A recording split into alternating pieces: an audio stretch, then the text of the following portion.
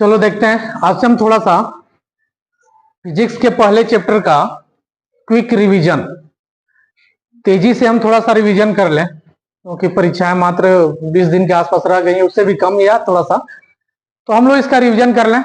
जो महत्वपूर्ण टॉपिक है सिर्फ हम उसी के ऊपर चर्चा करेंगे, जो परीक्षा से संबंधित हो उन चीजों के बारे में हम चर्चा करेंगे। पहला चैप्टर से मैं शुरू कर रहा हूं। तो अध्याय 1 है, अध्याय 1 वैद्युत क्षेत्र तथा कूलाम का नियम। वैद्युत क्षेत्र तथा कूलाम का नियम।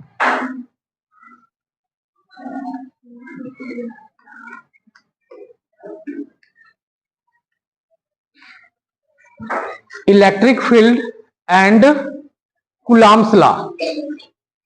Electric field and coulombs law.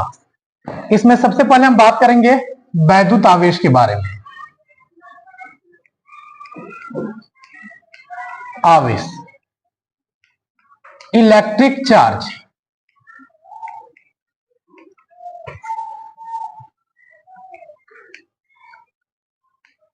हम केवल पॉइंट टू पॉइंट ही बात करेंगे, उससे ज्यादा हम बहुत डीपली जाने की प्रयास नहीं करेंगे, केवल पॉइंट टू पॉइंट, क्योंकि ऑलरेडी मैं इस चैप्टर को पढ़ाकर बहुत सारी चीजों के बारे में मैंने नोट्स को प्रिपेयर करवा दिया है।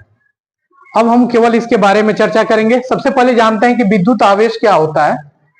तो विद्युत आवेश किसी पदार्थ का गुण होता है। विद्युत आवेश क्या होता है? किसी पदार्थ का गुण होता है। कौन सा गुण? जो उस पदार्थ के विद्युत तथा चुंबकीय क्षेत्र का वर्णन करता है। उस पदार्थ के अंदर जो विद्युत क्षेत्र और चुंबकीय क्षेत्र उत्पन्न होता है, वह किसके कारण उत्पन्न होता है? उसके आवेश के कारण उत्पन्न होता है। तो हम इसको जब भी डिफाइन करेंगे तो क्या कहेंगे कि वैद्युत आवेश एक पदार्थ का गुण होता है। वैद्युत आवेश क्या होता है? वैद्युत आवेश किसी पदार्थ का गुण होता है। कैसा गुण? जिसके कारण उस पदार्थ में वैद्युत तथा चुंबकीय क्षेत्र उत्पन्न होता है।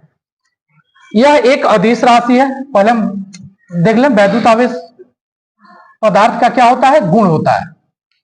पदार्थ का गुण। कैसा गुण? जो उस पदार्थ के वैद्युत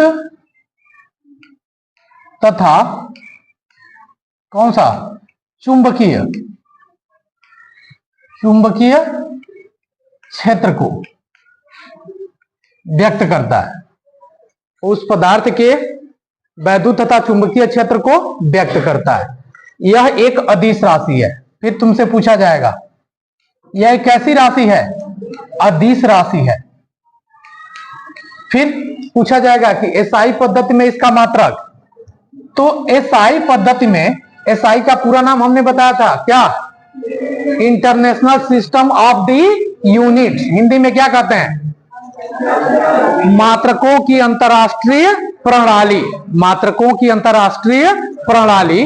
तो एसआई पद्धति में वैद्युत आवेश का जो मात्रक होता है वह क्या होता है? कूलाम होता है। वैद्युत आवेश का मात्रक क्या होता है?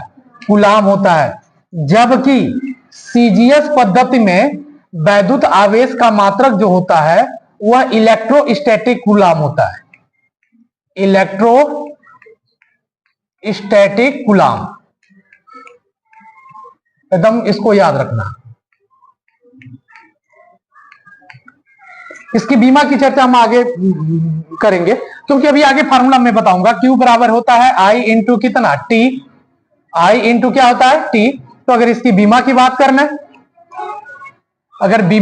करें तो I का बीमा A और T का बीमा कैपिटल T, यानी इसका बीमा AT होता है। इसका बीमा क्या होता है? AT होता है। तो वैद्युत आवेश क्या होता है? पदार्थ का गुण होता है, जो उसके वैद्युत तथा चुंबकीय क्षेत्र को व्यक्त करता है, या वैद्युत तथा चुंबकीय क्षेत्र के प्रभाव को व्यक्त करता है। यह यानी वैद्युत आवेश एक अदिश राशि होता है। एसआई पद्धति में उसका मात्रक कूलाम होता है, जबकि सीजीएस पद्धति में उसका मात्रक क्या होता है? इलेक्ट्रोस्टैटिक कूलाम होता है। उसका मात्रक क्या होता है? इलेक्ट्रोस्टैटिक कूलाम होता है। बात समझ में आ रही है? फिर बताओ वैद्युत आवेश क्या होता है? किसी पदार्थ का क्या होता है? वो गुण होता है जो किसको व्यक्त करता है? चुंबकीय क्षेत्र और वैद्युत क्षेत्र को। तेज बोलोगे तब कंफर्म होगा। किसको व्यक्त करता है? यह कौन सी राशि है? एसआई पद्धति में इसका मात्रा क्या होता है? कूलाम होता है। एसआई पद्धति में इसका मात्रा क्या होता है? सीजीएस पद्धति में इसका मात्रा क्या होता है? Electrostatic coulomb. सीजीएस पद्धति में इसका मात्रा, इसका बीमा, इसका बीमा क्या होता है? कंसेप्ट क्लियर हो गया सारा? वैद्युत आवेश के बारे में डिटेल हो गया ना? फाइनल। अब बात करते हैं वैद्युत आवेश के प्रकार के बारे में। चित्रकार है ना? ठीक।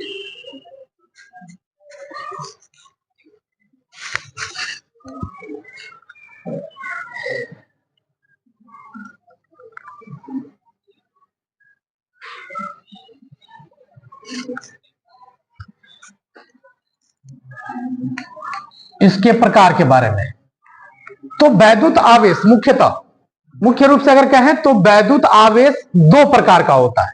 कितने प्रकार का? पहला होता है धनात्मक आवेश। धनात्मक आवेश अंग्रेजी में क्या कहते हैं? Positive charge.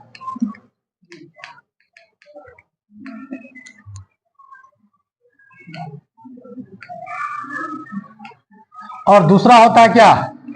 ऋणात्मक आवेश। ऋणात्मक आवेश, ऋणात्मक आवेश, निगेटिव चार्ज। निगेटिव चार्ज यानी आवेश कितने प्रकार का? दो प्रकार का। कौन कौन? धनात्मक आवेश और ऋणात्मक आवेश। फिर कभी कभी पूछ देता है कि आवेशों के प्रकार जो होते हैं उनका धनात्मक आवेश और ऋणात्मक आवेश का नामकरण किसने किया? धनात्मक आवेश या ऋणात्मक आवेश का नामकरण किसने किया? तो वो वैज्ञानिक था अमेरिका का। कहां का वैज्ञानिक था? अमेरिका। उनका नाम था बेंजामिन फ्रैंकलिन।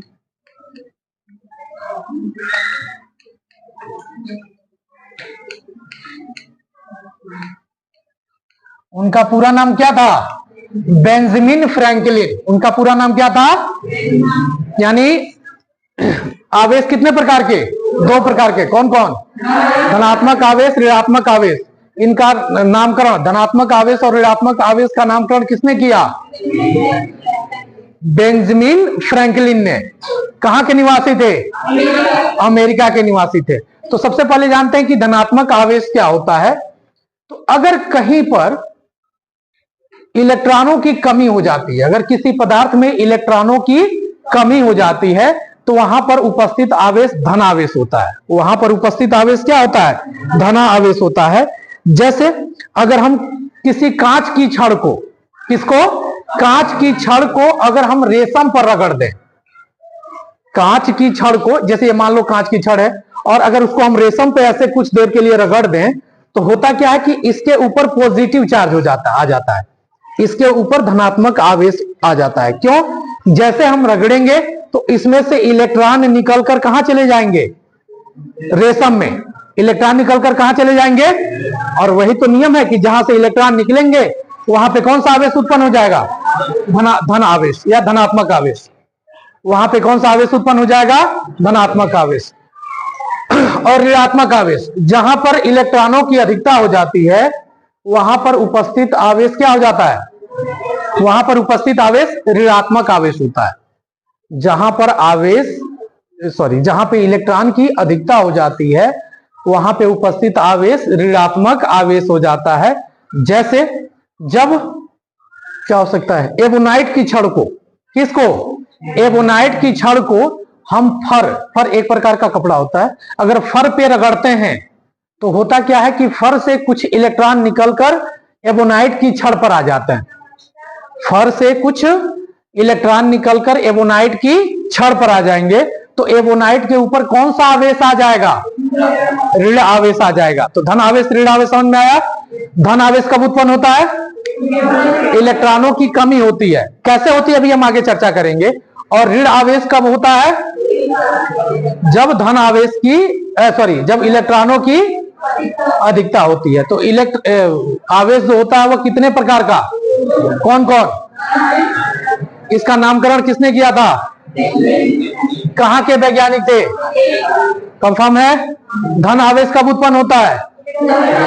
जब इलेक्ट्रॉनों की कमी हो जाती है। और ऋण आवेश कब उत्पन्न हो जाता है? जब इलेक्ट्रॉनों की अधिकता हो जाती है। अब धन आवेश, इलेक्ट्रॉन आवेश, अभी हमने कहा ना कि कहीं पे इलेक्ट्रॉनों की अधिकता है या कहीं पे इलेक्ट्रॉनों की कमी होती है तो उत्पन्न होता है। तो इसको बेहतर जानने के लिए हम जानते हैं इलेक्ट्रॉन सिद्धांत। इलेक्ट्रॉन सिद्धांत